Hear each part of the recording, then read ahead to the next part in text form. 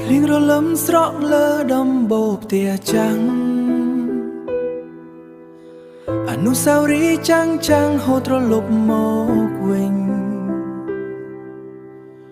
យើងធ្លាប់ដើរកាត់ភ្លៀងជាមួយគ្នា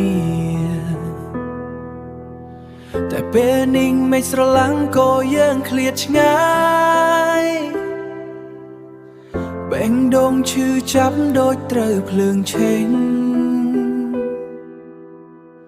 ឥឡូវនេះយើងត្រូវតាមផ្លូវរៀងខ្លួ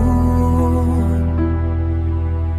ទោះបីជាពីបាណាក៏ត្រូវទ្រាំលាហើយស្នេហ៍ដែលធ្លាប់អែមហែមទុំត្រឹមអនុស្សាវរីយ៍ក្នុងបេះដូ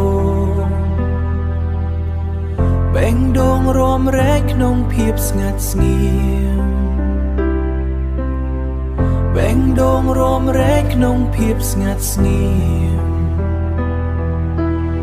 ពន្លឺថ្ងៃលិចបនសល់ទុកត្រឹមស្រមោលស្នេហារបស់យើងក៏ដូចជាពន្លឺ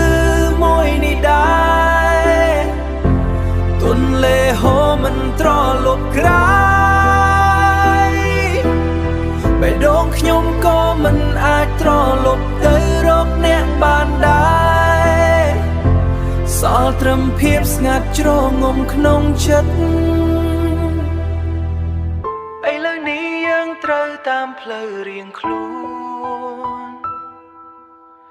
ទោះបីជាពីបាណាក៏ត្រូវទ្រាំលាហើយស្នេហ៍ដែលធ្លាប់អែមហែមទុំត្រឹមអនុស្សាវរីយ៍ក្នុងបេះដូ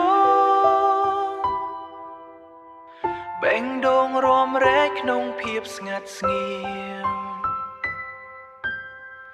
បេះដូងរំរែកក្នុងភាពស្ងាត់ស្ងៀមពេលខ្លះការបែកគ្នាជារឿងល្អបំផុត